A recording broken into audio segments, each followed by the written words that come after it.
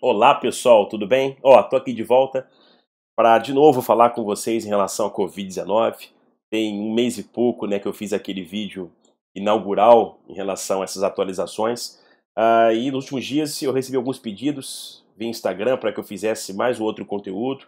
Eu tô aqui, fiz inclusive um conteúdo bem bacana, vou até ser mais extenso do que eu fiz, do que eu fui naquele primeiro vídeo, tentando manter a objetividade também nessa nossa conversa, tá? O que se tiver de interessante para comentar, você também comenta aqui embaixo para a gente trocar uma ideia. Eu tenho trocado muitas ideias com muitos de vocês, alunos atuais e ex-alunos do Médio Grupo. Vai ser a conversa, eu diria, até um pouco mais ampla do que eu fiz, né, da outra vez, exatamente porque há uma visão muito mais ampla também da própria doença, né? A gente fica muito mais em cima somente da preocupação ventilatória, que é a parte principal isso aqui. A síndrome respiratória aguda grave é a parte principal. Mas hoje em dia há um impacto de que assim, não é somente isso. Claro que essa é a parte principal, mas hoje em dia uma atenção muito grande é dada à parte, por exemplo, hematológica. Complicações trombóticas por um estado que se entende de hipercoagulabilidade. Preocupação cardiológica pela injúria miocárdica aguda que se entende que o doente pode ter, pelo menos. Preocupações neurológicas, renais, você que está de frente já percebeu isso. Muitos pacientes que evoluem muito mal do ponto de vista nefrológico, com uma injúria renal aguda e vão para a diálise. Então a realidade hoje é muito maior do que era há um mês e meio, quando a gente estava começando a entender no Brasil em si a doença. Tá? Então eu queria até começar a conversa um pouco mais devagar, repetindo aquela ideia inicial das manifestações principais, né? De que o doente pode ser assintomático, mas pode ter um quadro realmente um pouco mais respiratório florido, mas não tanto respiratório alto, tem muita manifestação respiratória baixa, muita tosse, febre e tudo mais. E a evolução para um quadro mais grave de dispneia e a síndrome respiratória aguda grave é uma evolução que demora de 5 a 8, alguns falam de 5 a 10 dias para acontecer. O que eu quero chamar a atenção aqui é que do momento que o doente que vai evoluir mal, do momento que ele começa a se perceber cansado, é a dispneia que eu coloquei ali embaixo, até a evolução realmente de uma hipoxemia severa, em média, falo média, esse intervalo é de 2 dias e meio. 2 dias e meio. É por isso que tem chegado muito paciente muito grave no hospital. O cara está saturando a 60, 70, o cara mal está ventilando, como é que ele deixou ficar tão grave assim? Não é que ele deixou ficar, é porque a doença é esquisita. A doença, ela faz uma evolução extremamente rápida de uma hora para outra, é traiçoeira demais. Então é uma evolução realmente muito rápida quando ele começa a ficar dispneico para um quadro mais grave de hipoxemia mais severa. É um pouco diferente que as doenças acabam realmente fazendo. E aí, seguindo um pouco mais essa conversa, em relação agora à parte mais até diagnóstica, repara o seguinte, o diagnóstico ideal é feito por PCR. Né, que você pega realmente um pedaço viral, multiplica e você encontra e confirma a presença viral. Esse PCR, que seria o diagnóstico, portanto, molecular em si da doença, esse PCR, ele na realidade fica pronto, olha que interessante, ele fica pronto em 24 horas. Não é um teste rápido por definição, porque não fica pronto em 15 minutos. Mas é um teste cujo resultado é entregue com certa celeridade, com certa rapidez. Vamos combinar que 24 horas não é muito tempo. Agora, o que está interessante no Brasil e diferente do que está acontecendo é que no Brasil é rede pública e privada. O doente faz um PCR e recebe resultado dali a muitos dias. Tem relato de 15, 16, 18 dias para sair um resultado que tinha que sair em 24 horas. Por quê? Porque não tem, na realidade, estrutura para fazer os exames todos. Então você conseguiria entregar exame em 24 horas, mas o volume é tanto e a estrutura é tão reduzida que você não consegue entregar em tão pouco tempo assim. Tá? E como você, na realidade, está pegando o vírus na PCR, o ideal é que você faça esta pesquisa no momento de maior viremia, que é do terceiro até o sétimo dia. O que significa o seguinte, se você começou hoje a ficar lá com febre e com tosse, e posso estar com Covid, pode, mas comecei sintoma hoje, você fazer PCR hoje é bobeira. Porque se a sua PCR vier negativa, caso te entregue em 24 horas, você vai ter que fazer de novo, do terceiro até o sétimo dia. Porque o pico de viremia aparece lá pelo quinto dia até o sétimo, ainda é algo muito bom. E aí depois do sétimo é a história natural de um processo infeccioso. Você começa a reduzir a viremia e você começa a ter a presença de anticorpos. Então depois do sétimo dia, eu coloquei isso aqui em cima, ali a partir do oitavo dia, O ideal é que você faça diagnóstico por pesquisa imunológica, por método imunológico, pesquisa sorológica IgM e IgG. Beleza? Então, quem faz pesquisa sorológica antes do 8º dia está fazendo a pesquisa equivocada. Está errado. Né? Está errado. Você pode ter um exame falso negativo perfeitamente. Então, esse diagnóstico está muito claro na tua mente. 3º ou 7º dia, procura o bicho. Diagnóstico molecular por PCR. Esse RT é real time, porque fica realmente muito pronto, muito rapidamente, 24 horas.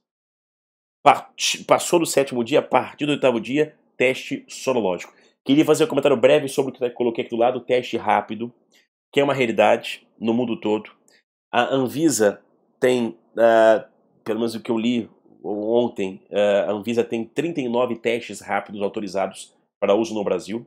Nem todos estão disponíveis hoje, mas autorizados para serem oferecidos no Brasil temos 39. Desses 39, a Anvisa inclusive já autorizou a disponibilização desses testes em farmácia. O que para algumas pessoas soou um pouco estranho.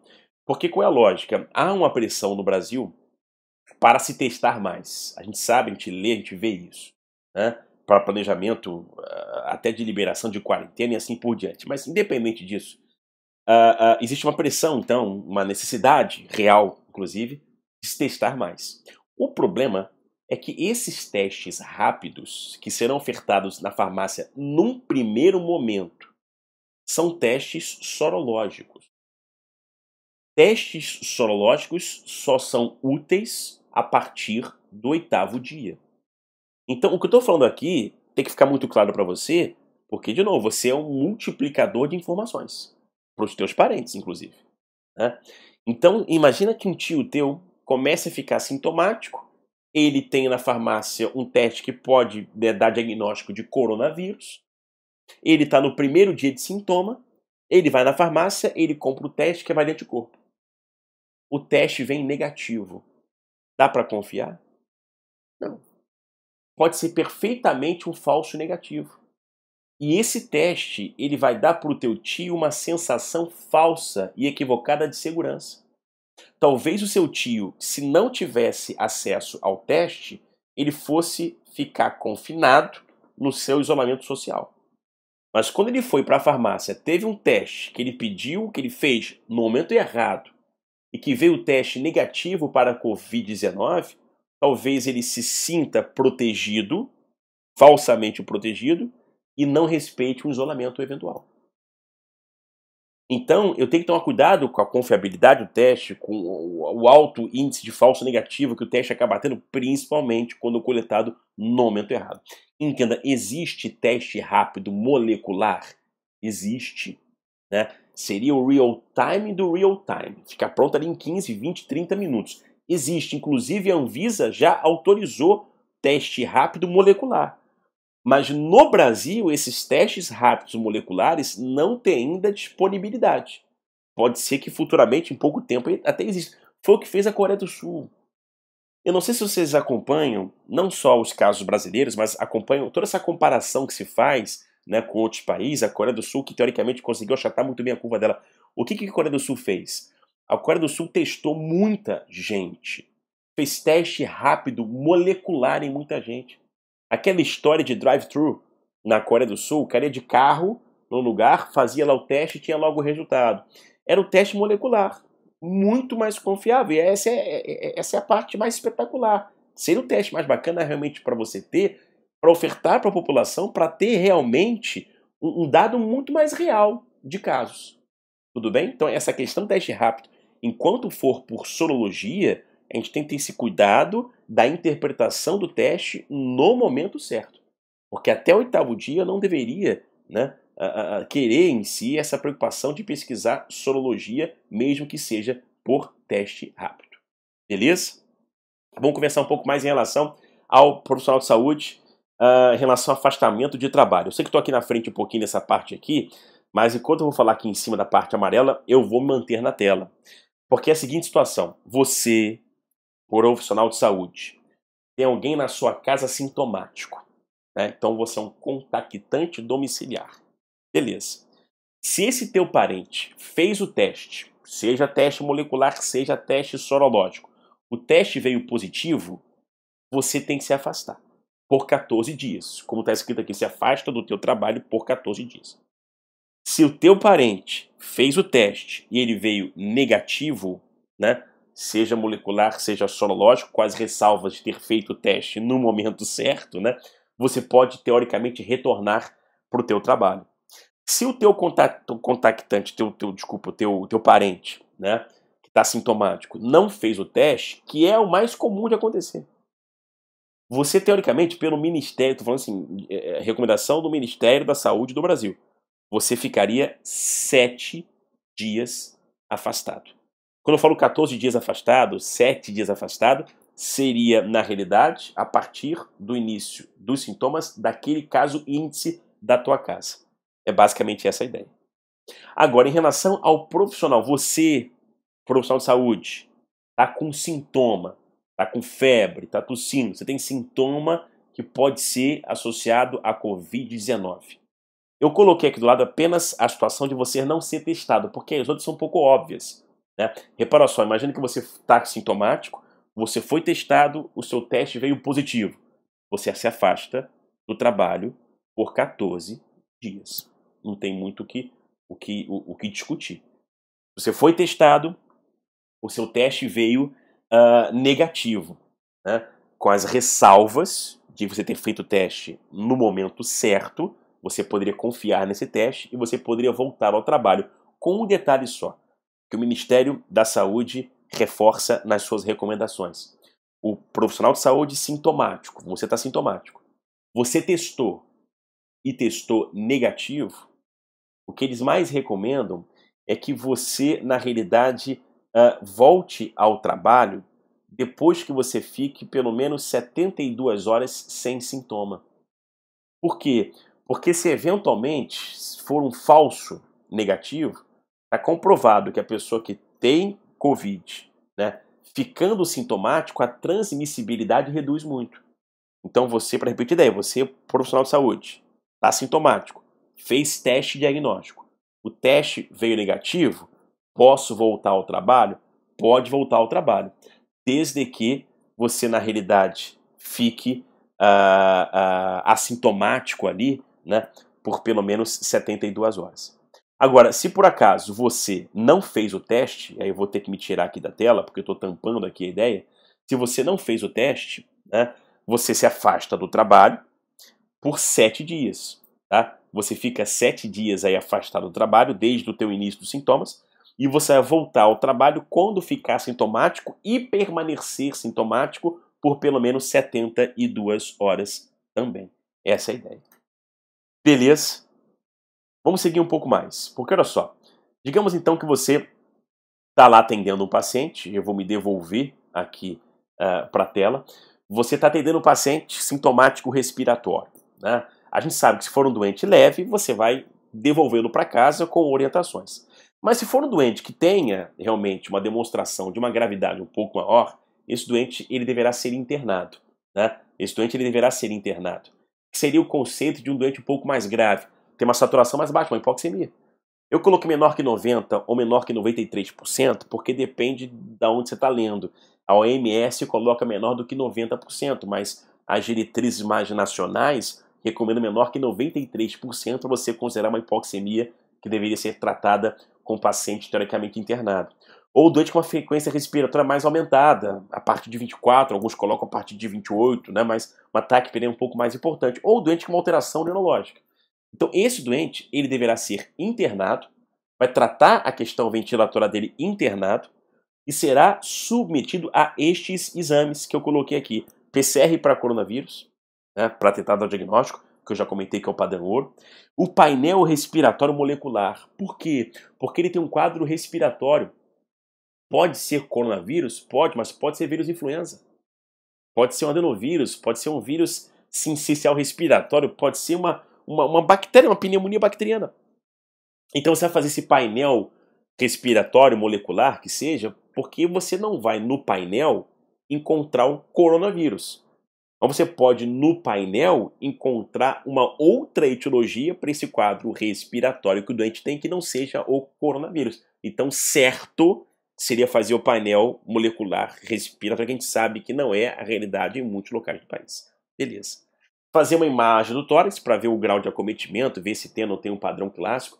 Se tiver à disposição, geralmente terá no hospital privado a procalcitonina. Ela é interessante como raciocínio, né? Porque eu falei que tem um quadro respiratório que pode ser coronavírus, mas pode ser pneumonia bacteriana. Mas se for etiologia bacteriana, eu esperaria uma procalcitonina mais aumentada. A gente sabe que a Covid também pode aumentar a procalcitonina, mas se vier procalcitonina baixa, a probabilidade de ser uma etiologia bacteriana, uma pneumonia bacteriana, já é uma probabilidade que cai bastante, é o que se pensa. Aquele GSA que está ali é gasometria arterial. Vai pedir hemograma, atenção para linfopenia, hein? Linfopenia, que é o que se percebe até como critério prognóstico, né? O doente com uma linfopenia geralmente é um doente que evolui um pouco pior. Coagulograma, né? Tem pacientes que têm alteração de coagulograma também, né? Eu coloquei função renal, comentei aqui da possibilidade do doente evoluir mal, a função hepática. O pessoal tem pedido CPK, LDH e dedímero. CPK, LDH e dedímero são marcadores, né, de prognóstico também, né, de prognóstico ruim. A elevação desses marcadores mostra um prognóstico pior do paciente. Eu coloquei também troponina, pela lesão miocárdica, que eu vou comentar no vídeo ainda, e coloquei também eletrocardiograma. Né, é um doente grave, tem que ter uma documentação eletrocardiográfica, maior ainda a importância disso se o doente vier a utilizar drogas que eu vou falar mais tarde aqui no vídeo também, que podem alterar eletrocardiograma, que podem alargar intervalo QT, por exemplo. Tá?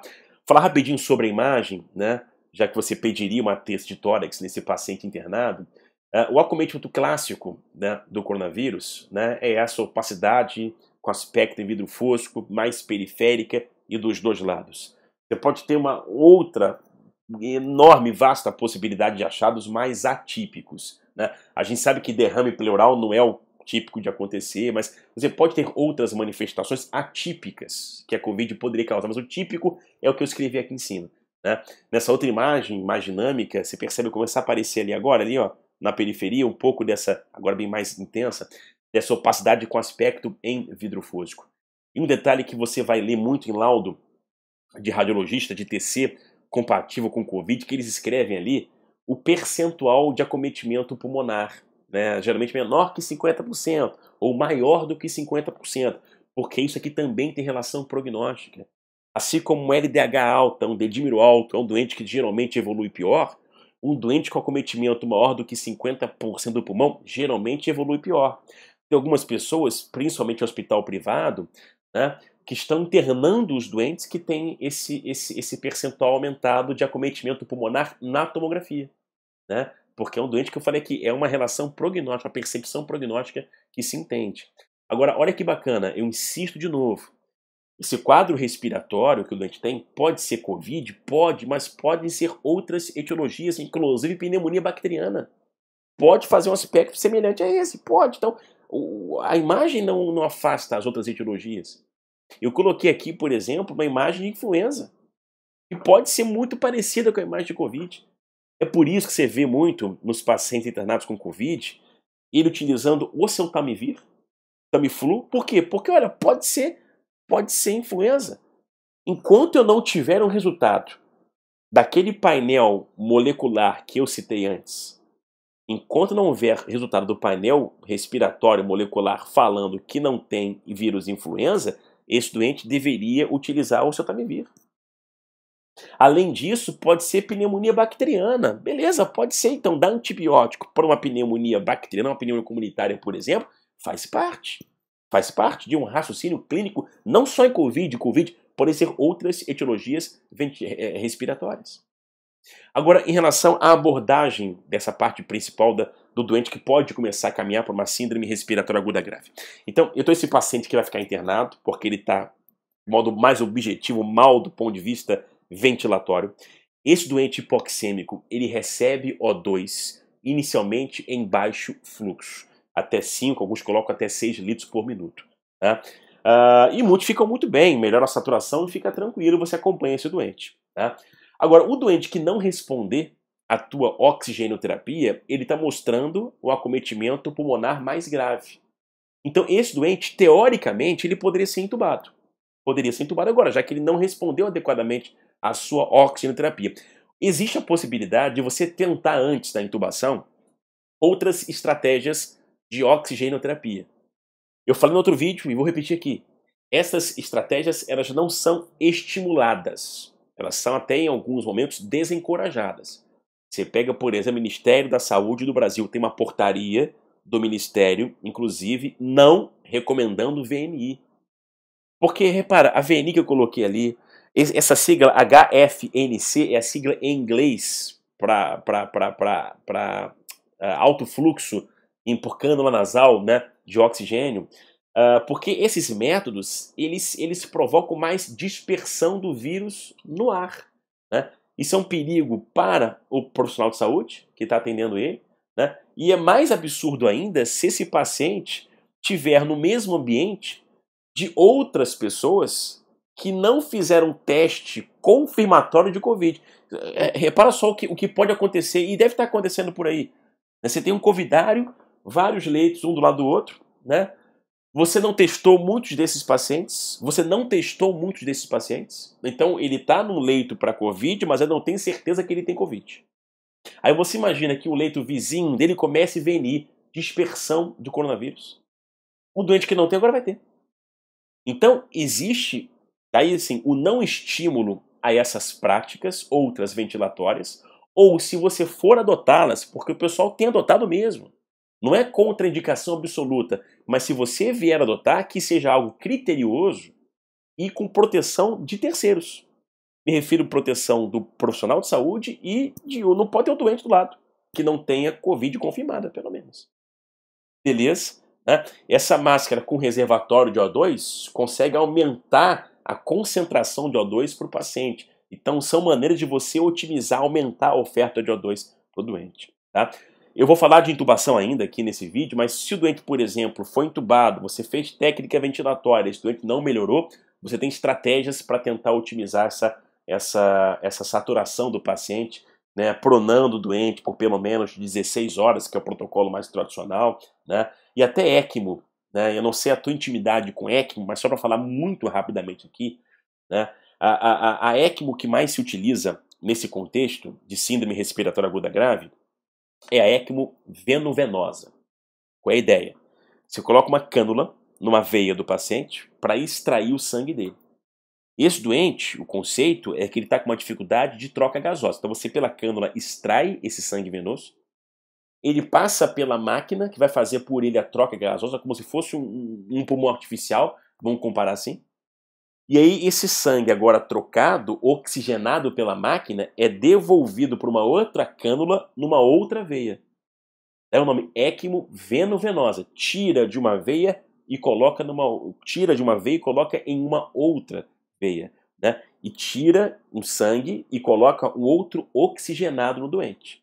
Então aquele doente que tem uma hipoxemia refratária, esta é uma possibilidade, como sempre foi para síndromes respiratórias agudas realmente mais graves, com o detalhe que ECMO pode piorar a linfopenia, ECMO pode aumentar a componente inflamatória, aumentar a interleucina 6, então é algo que pode ser feito, mas de maneira bastante criteriosa. Falando um pouquinho rápido aqui da intubação, eu já falei no outro vídeo, né, de ter um médico mais experiente para ter redução de tentativas de intubação. Tem muito anestesista que não está tendo tanta cirurgia para fazer, porque cirurgia eletiva acabou, né? Então anestesista deslocado de função mais ou menos, e está em time de resposta rápida para ser os intubadores, para ser o intubador do hospital, por exemplo.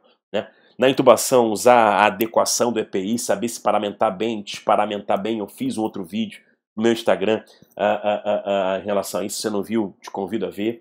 Lembrar que se tiver à disposição, tentar intubar o doente com videolaringoscopia, né?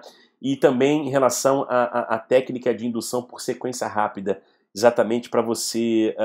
lembra que a indução por sequência rápida também coloquei todos os conceitos com remédios, com drogas, no primeiro vídeo que eu fiz sobre a Covid, mas a ideia da sequência rápida de você não ventilar o doente que você vai intubar. Se você ventila com aqueles bolsa-válvula máscara doente, você tem uma dispersão maior, né, do coronavírus, com risco de contaminação, de transmissão para os próprios profissionais de saúde.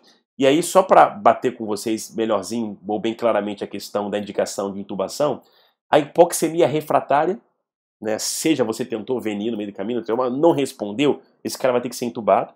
Uma outra indicação de intubação, não pela hipoxemia, mas por uma hipercapnia muito exacerbada, uma demonstração de uma retenção de CO2 mais importante, ou um doente clinicamente muito grave, né, muito instável hemodinamicamente, com uma disfunção orgânica realmente mais severa, você também teria uma outra indicação de intubação. E uma vez o doente intubado, entra a estratégia ventilatória, que eu vou citar aqui como é que é o protocolo hoje recomendado.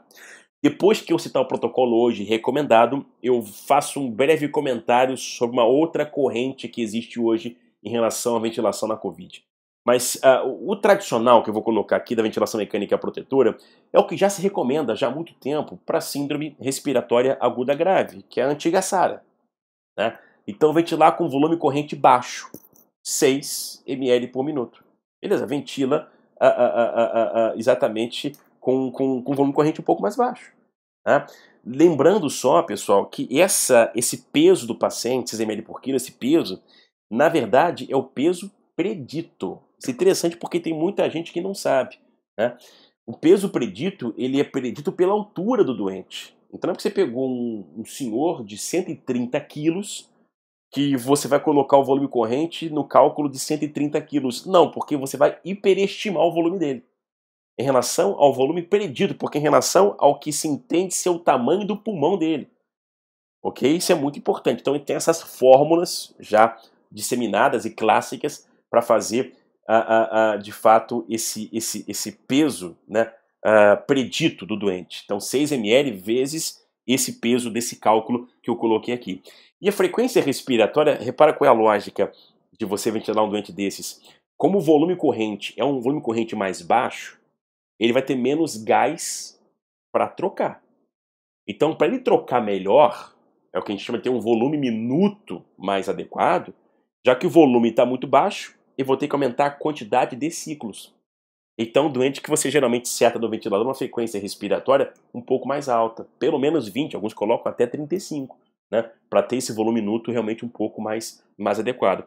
E entram aqueles conceitos clássicos para SARA, né, que é outro nome para síndrome respiratória aguda grave, da preocupação pressórica, né?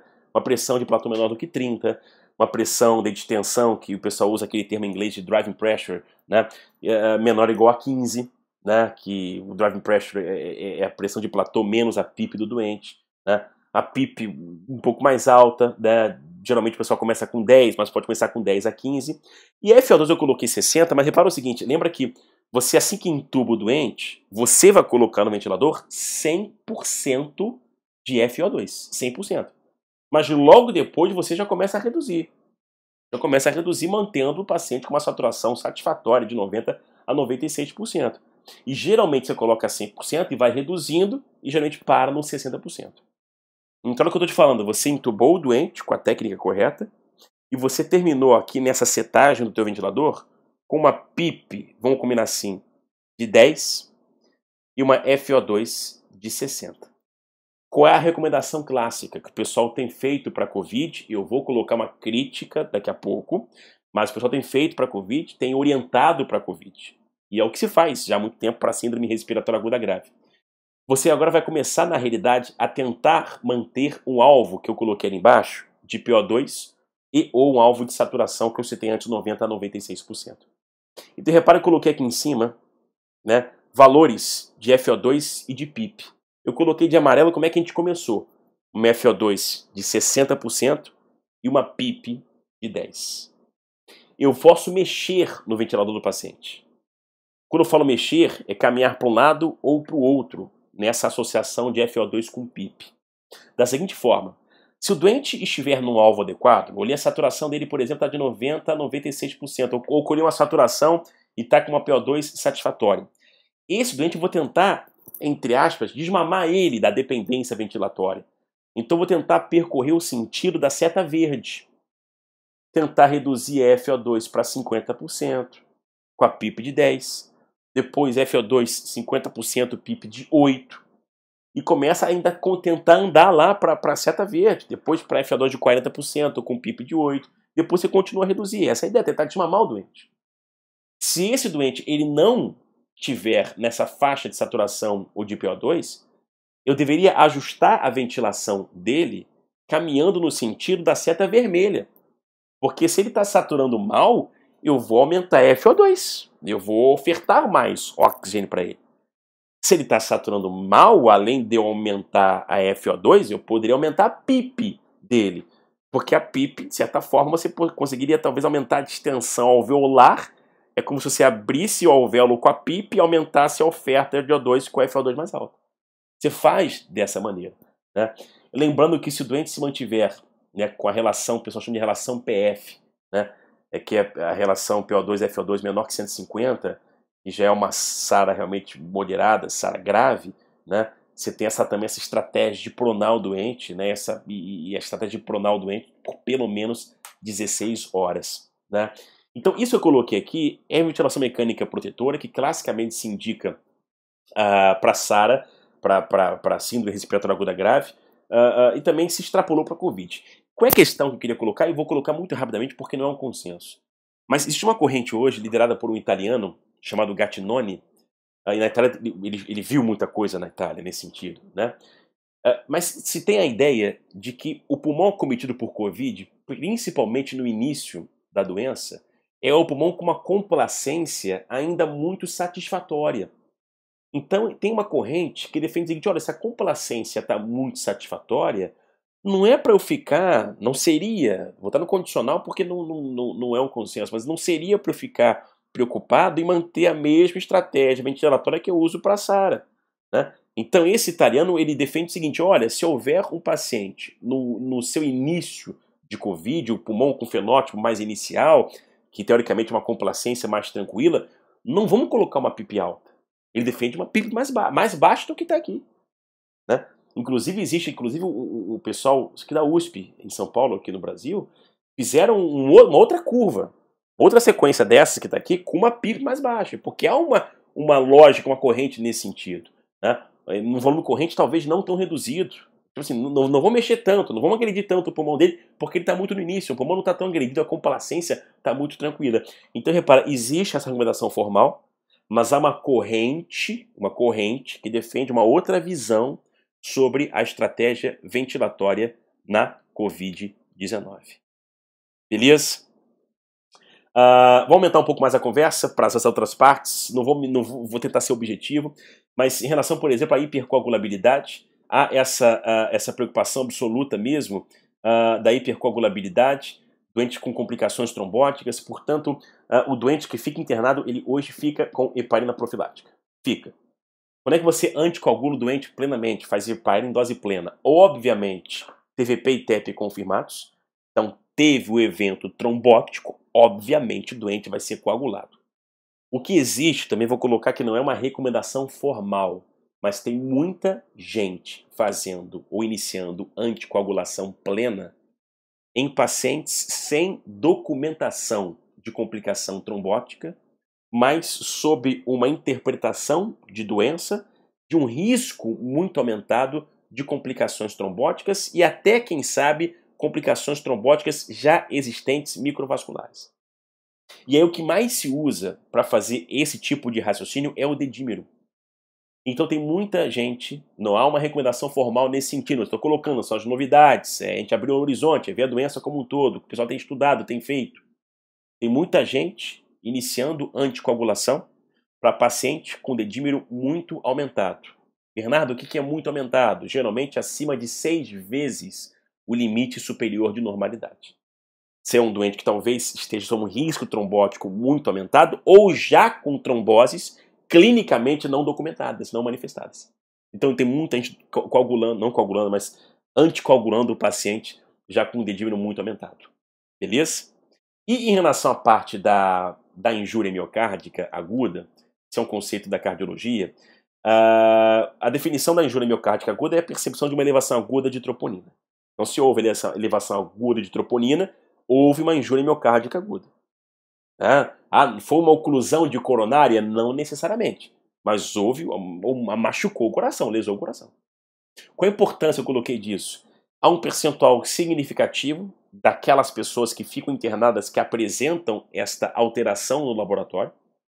E há um estudo, não há um consenso em relação a isso, mas há uma corrente que defende a tese de que, havendo essa injúria miocárdica aguda, esse paciente está sob risco, porque houve uma agressão miocárdica. É um doente, por exemplo, que daqui a pouco pode fazer uma arritmia cardíaca. É um doente que daqui a pouco pode evoluir com uma falência ventricular. É um que o pessoal imagina. Então é um doente que eu preciso ficar de olho. Por que tem essa elevação, né, de troponina? Da onde vem esse machucar, essa lesão cardíaca?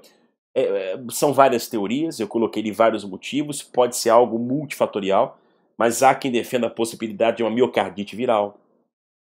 Há quem defenda a possibilidade de uma cardiomiopatia de estresse, como um Takotsubo. Há quem defenda a possibilidade de lesões microvasculares de leito coronariano. É mesmo assim, houve uma lesão miocárdica. É um doente que eu tenho que ficar de olho. Eu coloquei tratamento de suporte. Não muda nada, quer dizer, fez uma arritmia, trata a arritmia. Evoluiu para falência cardíaca, trata a falência cardíaca, mas é um conceito de uma visão ampla do doente, não só focado na parte respiratória exclusivamente. Beleza? Vamos seguir um pouco mais, porque a gente falou já aqui nesse vídeo de o doente ter um quadro respiratório agudo, e você hoje não tem como não suspeitar de Covid e não focar um pouco nisso, mas podem ser outras etiologias. Por isso a prescrição desses pacientes internados, né, vai acabar tendo oseltamivir em relação ao vírus influenza, vai acabar tendo um esquema de antibiótico para cobrir pneumonia bacteriana, vai ter o uso de heparina, seja em dose profilática, seja em dose plena para anticoagular, como eu acabei de conversar contigo. Mas eu queria chegar na parte da terapêutica específica, a busca incessante, mundial, por um remédio que seja a cura, né, da doença em si. Então eu queria conversar contigo sobre o que temos de realidade dessa terapêutica mais específica. Porque assim, a droga que mais se conversou, né, é a hidroxicloroquina, que lá fora o FDA colocou para poder utilizar, e o Ministério da Saúde hoje já inclusive recomenda, ou autoriza ao menos o uso nos doentes graves, né? O CFM foi além, né, e colocou a possibilidade do médico, né, conversando com o paciente, utilizar a hidroxicloroquina também em situações de doença moderada. O que é doença moderada? É o paciente que foi internado, mas não está entubado, por exemplo. Então esse doente ele tem hoje a possibilidade, não é recomendação, você abre ao médico a possibilidade dele, em conjunto com o doente, decidir pelo uso da hidroxicloroquina. Agora, por favor, né, e às vezes, frequentemente associada à azitromicina, né, mas a atenção que eu queria reforçar aqui, e que eu sei que vocês conhecem essa ideia, de que a hidroxicloroquina ela pode prolongar o intervalo QT no eletrocardiograma. E prolongando o intervalo QT no eletrocardiograma, há um risco de um ataque à arritmia, chamada torsade de Pointes, que inclusive pode causar morte súbita no doente. E tem pacientes morrendo usando hidroxicloroquina, tendo morte súbita. Pode ser esse caminho de entendimento? Pode ser perfeitamente. Então, por favor, se houver prescrição de hidroxicloroquina, tem que ter acompanhamento eletrocardiográfico. O que não está acontecendo no Brasil, hein? E não vou generalizar, mas o que não está acontecendo em muitas regiões do Brasil. Em que o pessoal entra um pacotão de remédio, e ninguém se preocupa em fazer eletrocardiograma para ver se houve interferência. Então esse é um detalhe importante. E por que o uso da hidroxicloroquina? A hidroxicloroquina é um remédio que já se conhecia alguma atividade contra alguns vírus, pelo menos in vitro, né?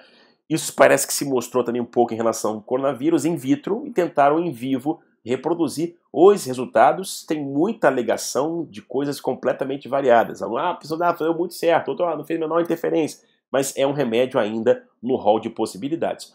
Com um detalhe, eu falei que o Ministério da Saúde não recomenda, mas autoriza para casos graves.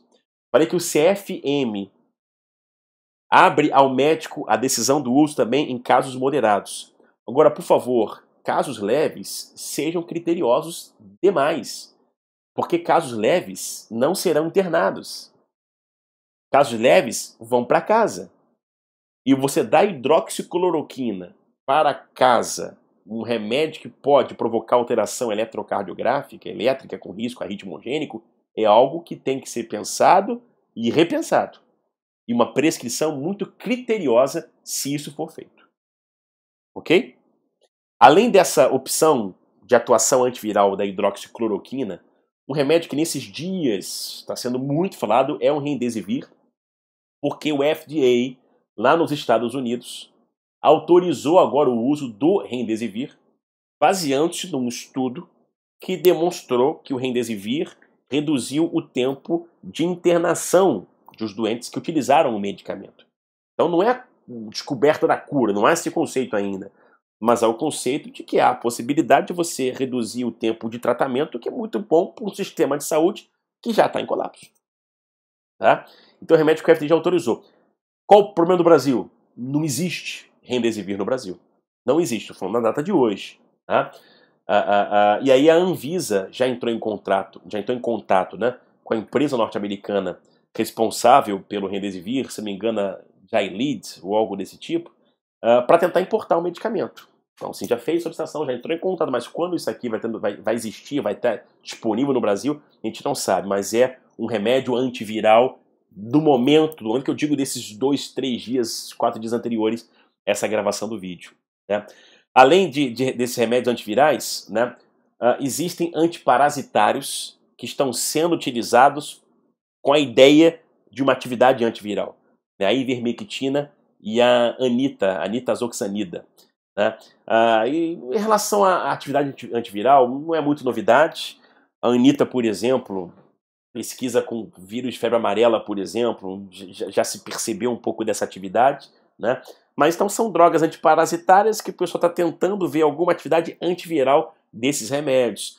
Há uma tranquilidade um pouco maior no uso deles, porque são remédios que a gente usa muito para parasitose que você não vê tanto problema de efeito colateral, né? Com apenas o alerta de que as doses são bem maiores. A dose de ivermectina é muito maior do que se faz para parasitose. Tá?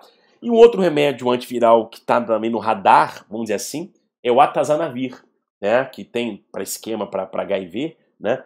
E aí tem o atazanavir também no radar para medicação antiviral. E para que eu estou tendo cuidado, até para ter uma linha de raciocínio contigo, de mostrar que esses remédios que eu listei até agora são remédios com uma visão, com uma atividade, com uma intenção antiviral. Mas existe uma outra visão de um tratamento específico em relação ao coronavírus, que é a imunomodulação. Porque se entende que há uma agressão viral, mas depois que essa agressão viral inicia a tempestade inflamatória que eles chamam, a tempestade de citocinas, a doença vira quase que imunológica também. Então existem agora estratégias farmacológicas para tentar segurar esta resposta imune e inflamatória, que também vai, de fato, atordoando o doente e piorando a parte ventilatória, a parte miocárdica, a parte hematológica, a parte renal e assim por diante. Então existem no radar também drogas imunomoduladoras, como é esse inibidor de interleucina 6, o tocilizumab, que é usado, por exemplo, que pode ser usado, né, por exemplo, para artrite reumatoide. Isso aqui é um inibidor antagonista de interleucina 6. É a visão imunológica do remédio. Assim como, por exemplo, o corticoide. Tem muita gente fazendo corticoide em dose alta, até em dose imunossupressora. Né? Não há uma recomendação, não há recomendação formal de nada disso. Né? Mas há um entendimento de doença. A gente não pode negligenciar. Se é uma percepção de um componente inflamatório imunológico, esse raciocínio por essas drogas, ele é lícito. Né? Ele tem a ver com a compreensão da doença. É bacana que a gente entenda sobre isso. Maravilha? Vamos seguir um pouco mais, porque se nada der certo, o doente pode caminhar para óbito. Eu gasto rápido tempo nisso aqui, mas só para mostrar a vocês a recomendação do Ministério da Saúde no Brasil em relação a preenchimento de atestado de óbito. Se o doente teve a confirmação da Covid, porque fez teste, que eu já conversei aqui, molecular ou sorológico, ele fez a confirmação de doença. Você vai colocar ali, né, deixa eu até mostrar aqui embaixo, aqui ó, na causa básica, você vai colocar Covid. Maravilha, maravilha. Agora, se o doente ele não teve, e é muito comum, tem sido muito comum, né? O doente não teve a confirmação da Covid, né, ou porque não coletou exame nenhum, ou porque coletou e não ficou pronto ainda, né? Você, na realidade, acaba que vai ter que preencher, e o Ministério recomenda isso, repara a linha de baixo ali, suspeita de Covid como causa básica. E aí, na suspeita de Covid, né, quem vai correr atrás da confirmação, eu coloquei ali embaixo em relação à responsabilidade, fica sob os cuidados agora da Secretaria Municipal e Estadual de Saúde para correr atrás dessa confirmação e documentar o número de óbitos. Então, você coloquei, ó, suspeito de Covid. E qual é a questão? Esses casos que são colocados como suspeitos de Covid não entram na contagem de óbitos do país. Então, você coloca, como tem sido a média do Brasil nos últimos dias, de 400 a 400 e poucas mortes por dia no Brasil, são todas mortes em que foi colocado no atestado de óbito Covid confirmado. Esses casos suspeitos de Covid, que estão aos montes, não entram na contabilidade das mortes confirmadas. Por isso que tem-se a ideia muito concreta de uma enorme subnotificação de óbitos por Covid. É algo realmente muito grande que deve estar acontecendo no Brasil. Beleza? E mais uma conversa para a gente ter, e vai ser a conversa final, mas acho que é muito interessante vocês terem a noção do que acontece hoje em relação à busca mundial de vacina, né? A OMS, ela libera periodicamente, né, libera um documento mostrando o panorama, o cenário mundial de projetos de pesquisa em vacina para Covid. Né?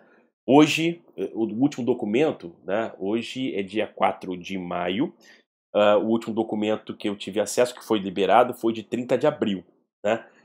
Tinham, nessa documento de 30 de abril da OMS, mais de 100 projetos, né? Chegava a quase 120 projetos espalhados pelo mundo todo, buscando vacina, mas de todos esses, eu coloquei aqui embaixo escrito isso, apenas 10 desses estão em fase clínica, né? Vocês estão mais avançados, vamos pensar assim.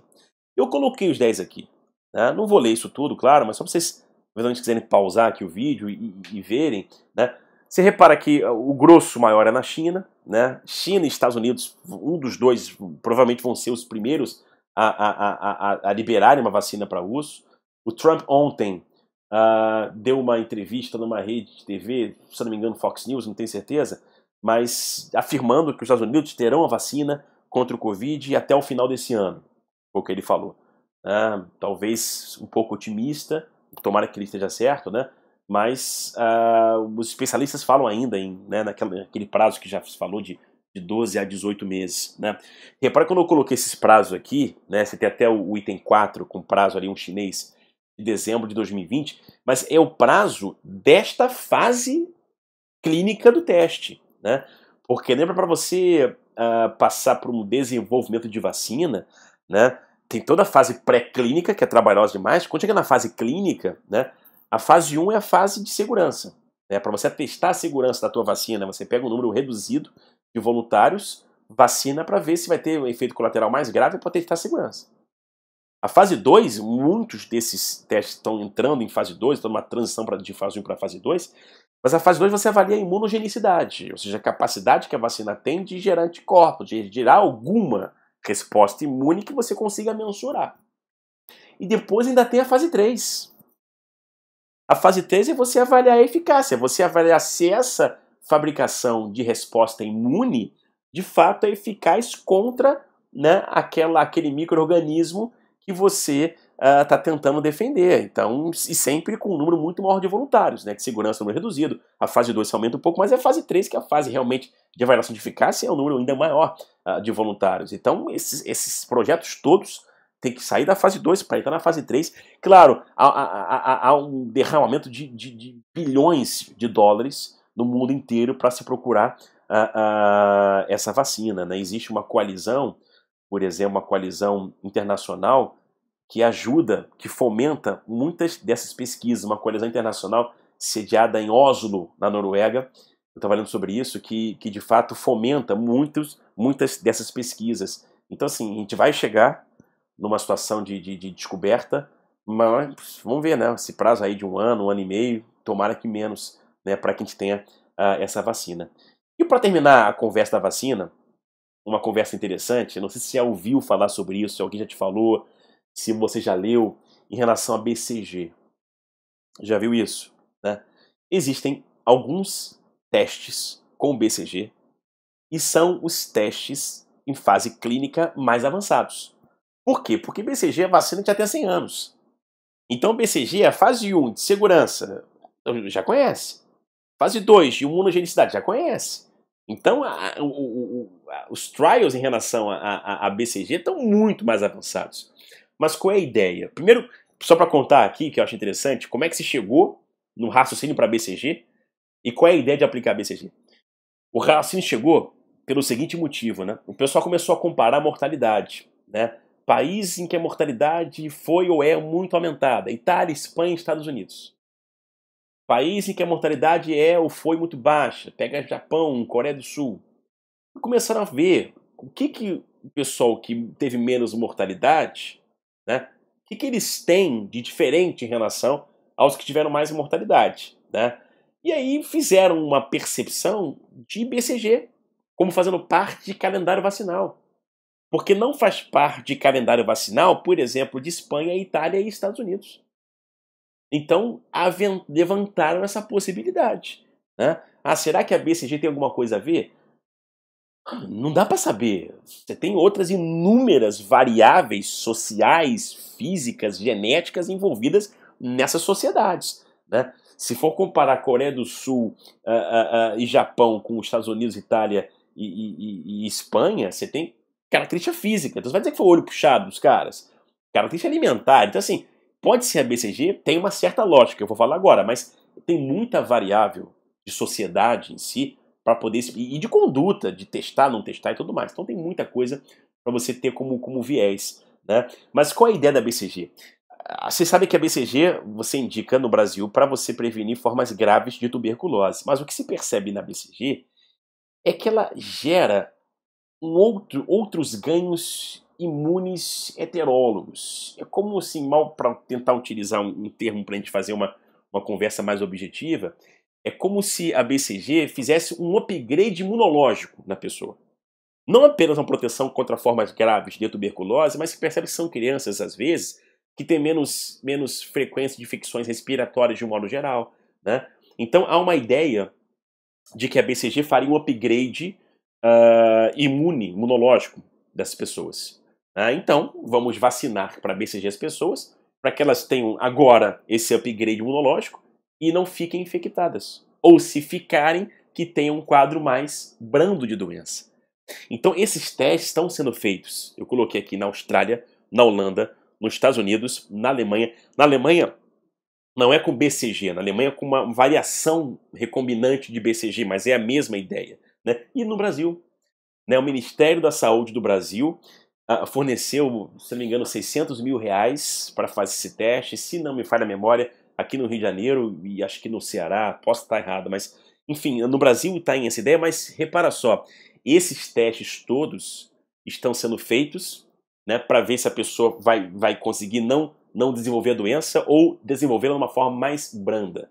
E estão sendo feitos esses testes em pessoas que estão mais expostas ao contato do vírus, que são profissionais de saúde, né? Então você tem um grande estudo no Texas, você tem um grande estudo na Austrália, de um profissional de saúde recebendo o BCG para ver a resposta que eles vão ter a partir daí. Isso é interessante, é uma ideia que você já ouviu falar, mas para a gente conversar do que está acontecendo. Essa é a nossa ideia aqui, ter essa atualização em relação à Covid-19. E é uma tranquilidade receber BCG, né? Porque até pouco tempo no Brasil teve uma corrente de fazer 2 doses, então você recebe uma outra agora para fazer esse tipo de raciocínio, não é algo nada escandaloso para se pensar em fazer, né? E assim, para terminar basicamente a nossa conversa, né? Eu escolhi uma uma imagem que eu achei muito bonita, né? E que representa muito o que está acontecendo, que é essa imagem aqui do lado, né? Do médico, né? Colocando o coronavírus, né? Espantando, né? Ele daqui de perto. Então, eu que falei da outra vez, mais uma vez tenho um orgulho do que aqueles que estão ali de frente, né? Tenham orgulho do que estão fazendo, tenham sabedoria nos cuidados com seus pacientes, tenham sabedoria na sua proteção individual, muita calma e a busca sempre incessante pelo conhecimento para que você consiga tratar os seus doentes da melhor maneira possível. Escreve aqui embaixo o que você achou do vídeo, né? Vamos trocar uma ideia que está acontecendo com você que está atendendo pacientes, né? Vamos espalhar conhecimento. Tá? Beijo grande e até a próxima.